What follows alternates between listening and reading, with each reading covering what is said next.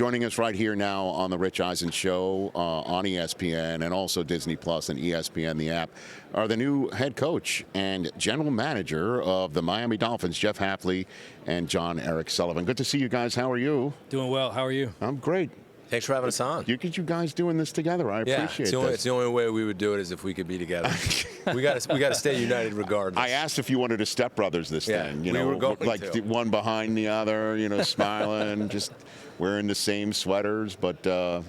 Which we didn't match, which is a good thing. It's okay. And he shaved his hair. I shaved my head so we didn't get mixed up for the same person. Is that was happening right? pretty frequently early on. Because I'm out of options. Yeah. I got nothing left. I think I am too. This was a good change. It's all good, man. It's necessary. Look at you. So did you guys just meet in this job, or did you know each other at all? No. Or no? Go ahead. Yeah, so we met when he came through the door in Green Bay, and did not know each other before. I knew of him. Got it. Sure. He's obviously has tremendously respected within the business. So right.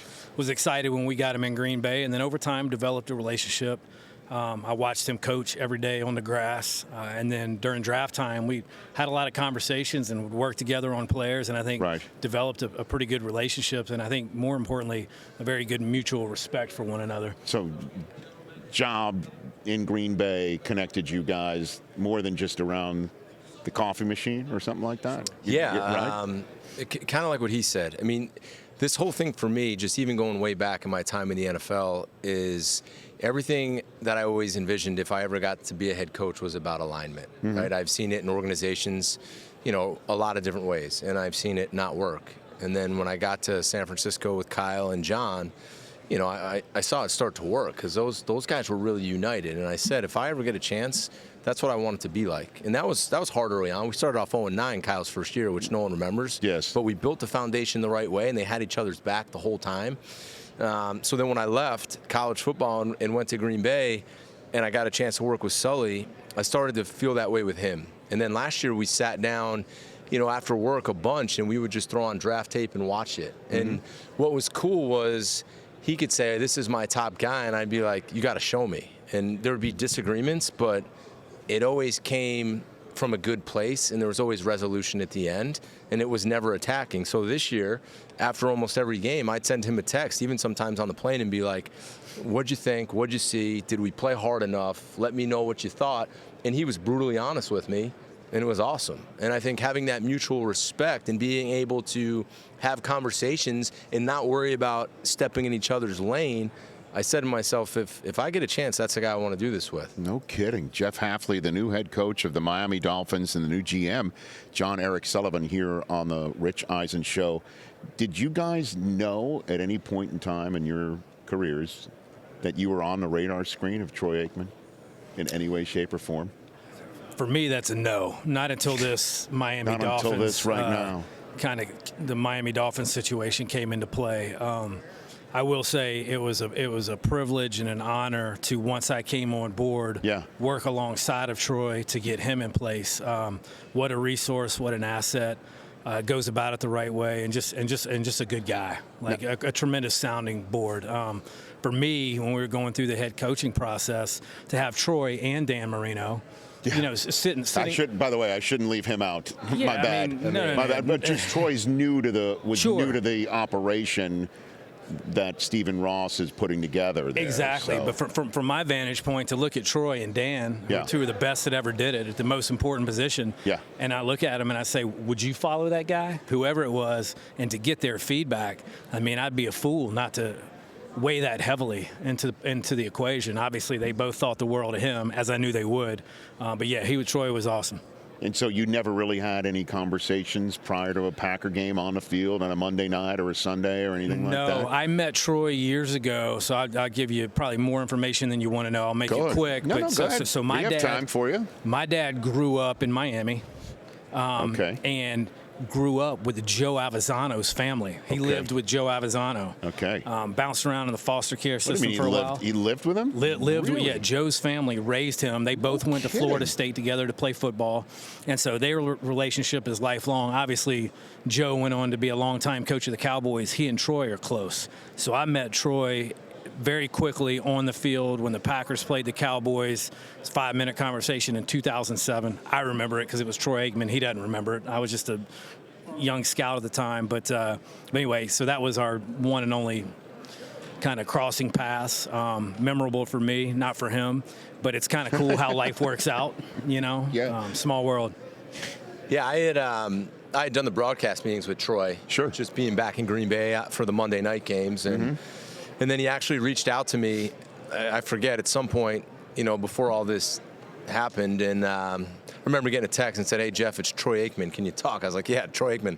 If you want to talk, I'll talk whenever you want." I was like, at first I thought it was one of my friends just kind of playing a joke on me. It's like, "This is Troy Aikman." It's like, "Okay, yeah, sure." Yeah. Sure it is. But it was, because I called him and it was Troy. And we just talked. And then he said, he asked me if I ever thought about being a head coach again. And I was like, absolutely. And we kind of kept in touch a little bit, and then went through the process. And really cool to get to know him and be able to pick his brain on a lot of things. So that was really our first interaction. Who is the GM mentor for you? Is it Gutekunst? Is it his predecessor? It was Ted Thompson. Ted Thompson. And then Brian Gutekunst. I mean, both had a tremendous impact on me. So you're not going to trade for anybody? That's all my Packer fan friends. What I will say, question. like within the pillars of our process, those Sure. never changed. But Brian was more aggressive than Ted was. So it was cool to me to see within the same process how they can be a little bit different, just based on your personality and your way of doing business. Yes. But both had a tremendous impact on me. I kind of chased Brian through my career. He was a Southeast scout. Then I was the Southeast scout. He was the director of college scouting. So then I was the director of college scouting all the way up. And so he was a tremendous sounding board for me. He's a very forward thinker. He's aggressive. He's got a great eye. He's good with people. I have nothing but respect for him. But Ted was kind of the godfather for all of us. Sure. Both come, professionally at least for you, Jeff, you know, you both come from an organization that's gone from one Hall of Fame quarterback to another Hall of Fame quarterback to a kid that's really balling out right now in Jordan Love. Sure. Now you're part of an organization that, for the lack of a better phrase, is still looking for the next Marino. So where are we right now on your quarterbacks on the roster right now, Jon-Eric Sullivan? So everything's on the table with Tua. You know, I've said it multiple times today in different media outlets. We've talked to his reps. We've talked to him. We've explored the possibility of trades. We are very appreciative of everything that Tua has done and accomplished with the Miami Dolphins. It will be interesting to see where this goes, with the Dolphins or elsewhere. Quinn Ewers is obviously on the roster. He did some nice things down the stretch. My job is to make this as competitive of a room as I can, and that goes really for every positional room. We'll see what that looks like down the road. There's a lot of factors at play. I can't give you a definitive answer today. A lot of conversations that need to be had, but every move you make affects the next one, so we'll kind of see how it all plays out. What are you willing to share about the market that you've seen for Tua, since you say that you're talking on that front right I think now? Whenever you're talking about a quarterback who's accomplished some good things in the National Football League, who's played at a high level, there's always going to be interest. The details and specifics of that I'll obviously keep to myself. I think it'd be irresponsible and unprofessional to come on live TV and share that. But there is interest, and I think I know Tua still thinks he can play at a high level, whether it's in Miami or elsewhere. So I hope that he has the opportunity to do that one way or the other. A couple questions, if you don't more questions, if you don't mind, about Tua. You said everything's on the table. Releasing him, cutting him is also. I think it's all on the table right now. And keeping him, is that on the table? It's on the table. Yeah, it's on the table. And in terms of keeping him, what conversations, Coach, have you had with him that you're willing to share? With Jon-Eric? No, with Tua. Good one. I had a great conversation with Tua. You know, he was on vacation the first time I called him in the Bahamas with his family. Okay. And, then he came by. He came by and saw both of us when he was in the office. We sat down and talked for a while. Just really just like I would with any other player who's on our current roster, and got to know him, wanted to know about his family, and kind of talked about his football career and where it was going. And, we kind of left it like that. And I told him, I'm going to treat you like you're playing quarterback on this roster and until I'm told otherwise. And that's just, I can look in the eye and tell you that's the truth. I think that's my job to do right now. And the rest of the offense, what can you tell fans this is going to, in your estimation, look like? What does a Jeff Hafley head coached offense look like here? Yeah, well, in Miami? we've hired Bobby Slowick, who I have a ton of respect for. I love the person. Coached against him when I was in Green Bay. I love the pedigree. Really learning for years under Kyle, who I have a ton of respect for as a play caller. I think it all starts with running the football, and I know that's probably what everybody says, but I believe that you have got to be able to run the ball in this league. Well, you got a pretty darn good one to start with, right? We do. There in Achane. We got some good pieces up front, and then watching Achane. How fast is he? He's really fast, but he can accelerate so quick. He's got such good vision, and he can make people miss, and then he gets vertical and just gets the extra yards. When we played against him on Thanksgiving, not this past season, but the year before, he caught a screen on us, which I was worried about that screen the whole entire game, and he made 2 guys miss, and he is just a dynamic football player. So being able to run the ball with a guy like that certainly helps. And then obviously we got to throw the ball, take some shots, hunt explosives, and but I'm really going to lean on Bobby for that, and I trust him in doing so. Jon-Eric Sullivan, again, the new GM, and Jeff Hafley, the new head coach of the Miami Dolphins, kind enough to finish up the hour here of our first day at the NFL Scouting Combine live on ESPN and Disney Plus and ESPN Radio. Who are you looking forward to? Which position group do you think can shine out here at the Combine that you're looking forward to seeing, John? You know what? Every draft is different in terms of strengths and weaknesses. The thing that I pay close attention to is how they compete, how they interact with one another. I like to watch them all, to be honest with you. I grew up, my dad's a longtime wide receiver coach. I played receiver. I love watching the skill guys. But then we got to build this team inside out. So I love watching the offensive linemen, the defensive linemen. It's hard for me to say one group in particular, but I just like watching these guys compete, interact, see what kind of professionalism they have, talk to them when they get in our room, find out what's important to them in terms of their priorities, winning versus individual accomplishments. We're trying to build something that has a certain culture, certain feel to it. Yeah. And I think you take this week as it is, and you can start to connect a lot of dots and cross a lot of T's. What's a meeting room at the Combine look like, Jeff Hafley, for the Miami Dolphins and for you guys? What's it look like? What does our meeting room look like? Like, I mean, are you trying to scare these guys? No. These guys, I've been in some meeting rooms where you just try to scare the crap out of them. I wanted to scare all of them, but he told me I was out if I did. So I'm not allowed to. He looked at me, and I started trying to go on the first one. He gave me an elbow, and he's like, knock it off. No intimidation? No intimidation. Okay. None. He said, you're the head coach. You're not a defensive guy anymore. Okay. So lay off the hard questions. But there's a grease board, right? There's all that sort of stuff? We don't have a grease board. No? Ours has been, and I think he's done a really good job of leading it, because last night was our first night. Okay. I didn't realize we were sitting there for about 4 straight hours. So, I mean, welcome to the machine, Welcome sir. to the machine. So I got a lot of respect for what he's been doing for all these years. Right. But it's really been about getting to know the player and having a plan and, having questions that he's come up with, so we can kind of have something to compare each player to. Yeah. But really making the player feel comfortable so that we can get to know him, rather than just intimidating the guy and not getting anything out of it. So truthfully, I think he's done a really good job, and I'm not just saying that because he's sitting here. Okay. No, I've been in some places where they dim the lights and they just put the light over him. It's not like an interrogation scene. You want to come and interrogate someone for us tonight? By the way, I'm for hire. I'm a Michigan man. So I go to a campus where, the boss's name is everywhere. The business school. I'm not messing around, but sure. Yeah. I know Aikman, too. I really can't invite him. you to do that. This is his deal, so I'm sorry. I'm all for it. You're welcome anytime. Put the light on. No, don't just say that now. Give you the floor. What if we put you in the chair and get to interrogate you? I'd love that. I think we should do that. Be good for TV. That would be great for TV. Which is what I'm all about. Let's do it. Which is what I am absolutely all about. In the few minutes that we have left here on the show, give me Jon-Eric, a moment at a Combine where you were part of the process, where you identified somebody on the field, like, I need to dig in more on this kid. And then you dug in more, boxes got checked, draft hits, you pound the table, you get him, and he showed out. You got somebody for that? Eddie Lacy. Awesome. Yeah. How so? Just, Eddie was obviously a very good player at Alabama. There were some questions coming out. When we peeled back the layers, what we found out about Eddie Lacy is he loves to play football. When the lights come on, he performs. Incredibly tough, loves to compete.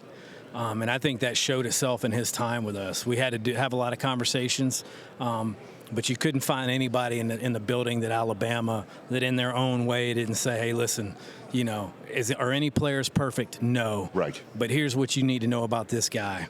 When the lights come on, he shows up, incredibly tough. Teammates love him, and he was all of that once we got him.